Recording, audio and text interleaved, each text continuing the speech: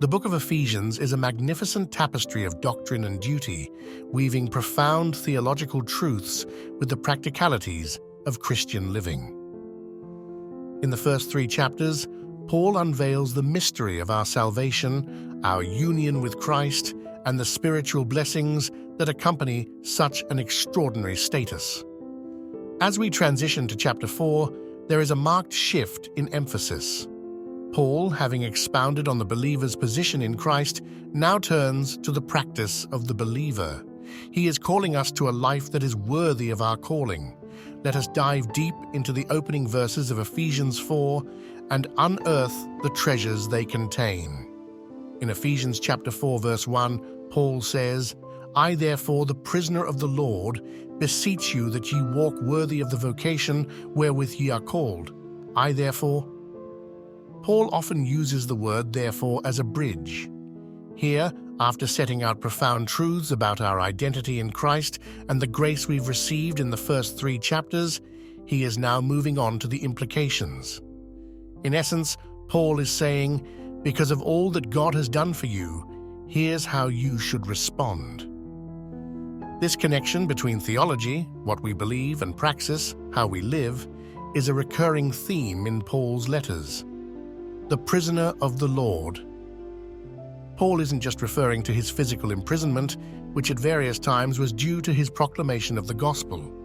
More than that, he is emphasizing his total dedication and submission to the lordship of Christ. By identifying himself in this manner, Paul is both reminding the Ephesians of the cost of genuine discipleship and establishing his credentials to exhort them. His commitment to Christ isn't theoretical, it's practical and costly. In Philippians chapter 1, verses 12 through 14, Paul says, "But I want you to know, brethren, that the things which happened to me have actually turned out for the furtherance of the gospel, so that it has become evident to the whole palace guard and to all the rest that my chains are in Christ.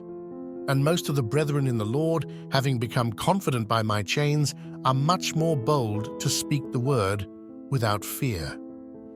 Beseech you.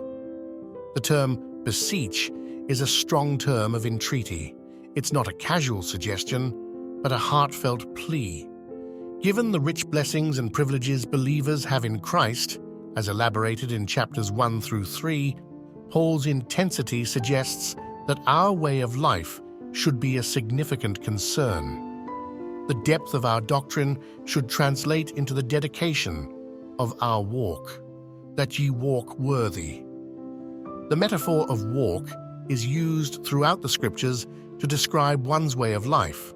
Galatians chapter 5, verse 16 says, "I say then, walk in the Spirit, and you shall not fulfill the lust of the flesh."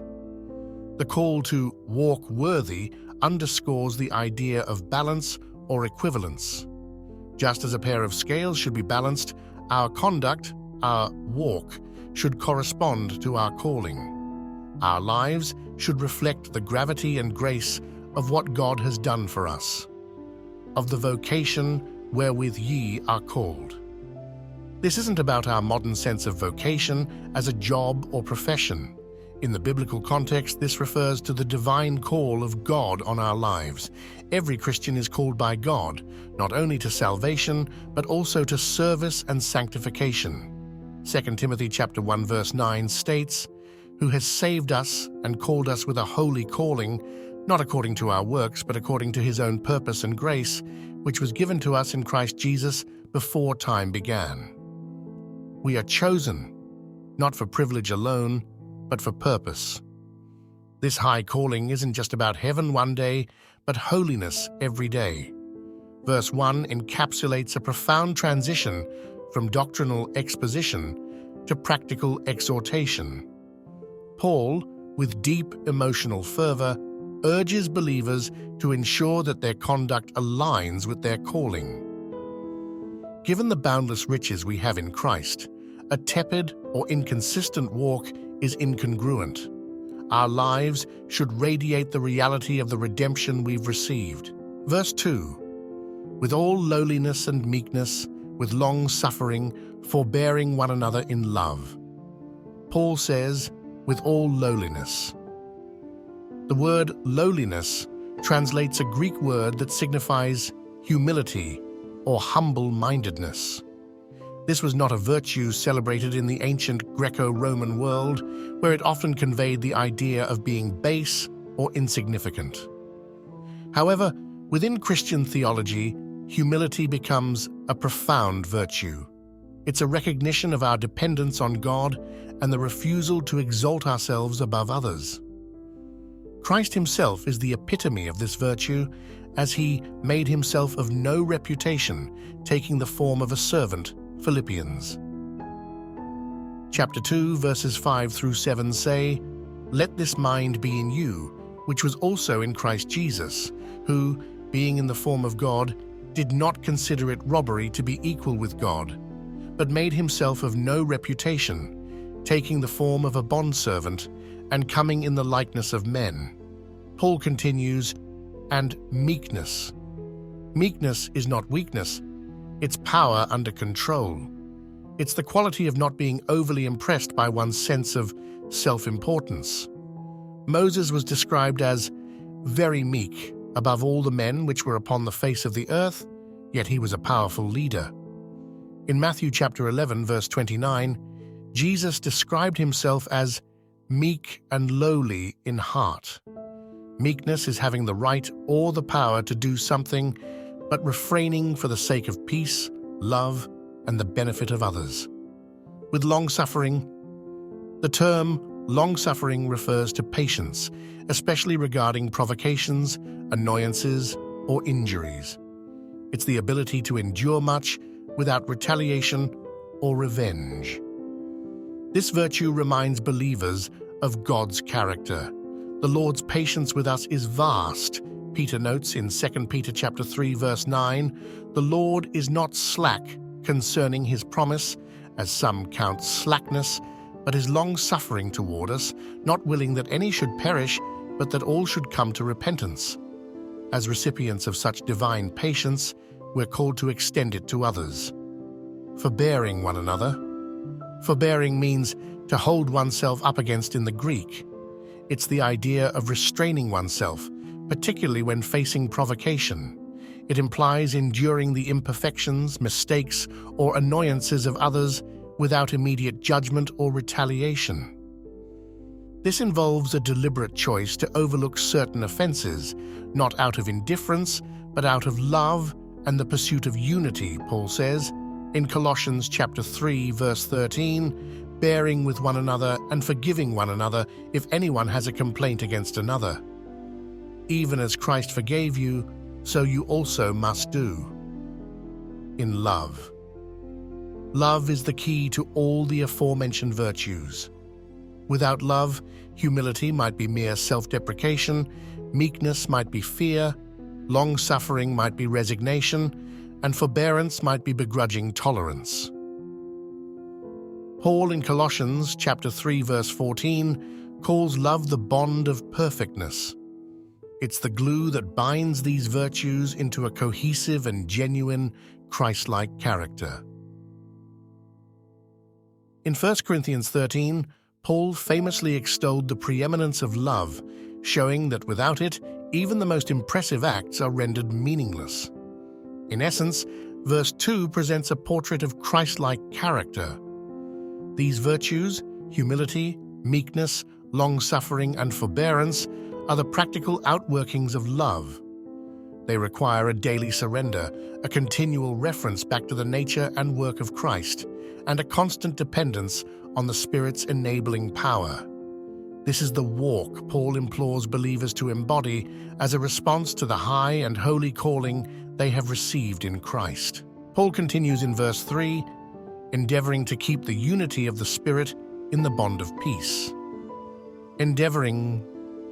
The term endeavoring comes from a Greek word which implies making haste, being diligent, and exerting oneself. It's a strong word that suggests proactive effort, not passive acceptance.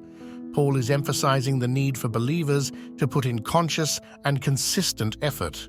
Christian unity doesn't happen by accident, but intention, to keep the unity of the Spirit. The wording here is important. Paul does not say, create the unity, but keep it. This means that unity is already a given in the body of Christ through the Holy Spirit. When believers become part of the body of Christ, they are indwelt by the Holy Spirit, which inherently brings unity. Yet, while unity is a divine gift, maintaining it is a human responsibility. Disruptions can arise, not because the Spirit's unity is breakable, but because our fellowship can be fractured by sin, misunderstandings, or differences. In the bond of peace. The word bond evokes the imagery of a ligament or something that holds things together. Peace, in the biblical sense, is not merely the absence of conflict, but the holistic well-being and harmonious relationships that stem from the reconciling work of Christ. This peace serves as a unifying force in the body of Christ. The bond of peace suggests that peace is what binds believers together, much like a ligament connects bones in a body. It holds the unity in place. It's worth noting that in the same epistle, Paul also refers to love as a bond of perfectness in Colossians chapter 3, verse 14. Both peace and love play pivotal roles in the cohesive function of the body of Christ. Verse 3 is a clarion call for believers to be stewards of the divine unity gifted by the Holy Spirit. It underscores the proactive efforts needed to maintain this unity, preventing divisions and discord from undermining the community of faith. Unity is both a gift to cherish and a goal to pursue. As believers labor to uphold this unity, they reflect the triune nature of God, Father, Son, and Holy Spirit, in whose image of perfect unity and community they are made. Paul's impassioned plea in Ephesians chapter 4, verses 1 through 3 isn't just about right beliefs, but right behaviors. As we stand in awe of the rich theological tapestry of the earlier chapters, we must not lose sight of the practical demands of our faith. Our high calling in Christ Jesus isn't merely a status to celebrate, but a standard to emulate. In a world marked by division, strife, and pride, may our lives shine brightly, characterized by humility, patience, love, unity, and peace, testifying to the transformative power of the gospel we hold dear. Ladies and gentlemen, thank you so much for investing your precious time with us today, delving into the profound truths of God's Word. I believe understanding His Word lights up our path and enriches our souls. If you're hungry for more of such enriching content, consider this an invitation to join us on our YouTube channel, Gospel Illuminations. Our mission there is to shine the light of God's Word on every dark corner, unraveling the mysteries of the Scriptures and letting His truth illuminate our hearts and minds. So, here's what I'd like for you to do. Please hit that subscribe button and join our growing community of believers. Together, let's journey deeper into the heart of God's Word, experiencing the transformative power of the gospel. Remember, in the gospel, we don't merely find stories. We find illumination for our souls. Blessings to you all. One more thing before you go, let's pray. Dear Heavenly Father, we humbly come before you with hearts full of gratitude for the privilege to delve into your word today. The truths contained within it are a beacon, illuminating our paths and guiding our steps. We thank you for the revelations and insights and pray they bear fruit in our lives, drawing us ever closer to you. Lord, may we be diligent stewards of the unity and peace you've established among us. Help us to be ever mindful of the ties that bind us as brothers and sisters in Christ, and grant us the grace to walk worthy of our calling, reflecting your love, humility, and patience in every interaction. We lift up the Gospel Illuminations community to you. May it be a vessel through which countless individuals experience the transformative power of your word. Bless every viewer, subscriber and participant, meeting them at their point of need and drawing them closer to the heart of the gospel. Finally, Lord, as we depart from this moment of reflection and learning, may your word continually resonate in our hearts and minds. May it be a lamp to our feet and a light to our path, guiding us closer to your perfect will. In the precious and mighty name of Jesus Christ, we pray. Amen.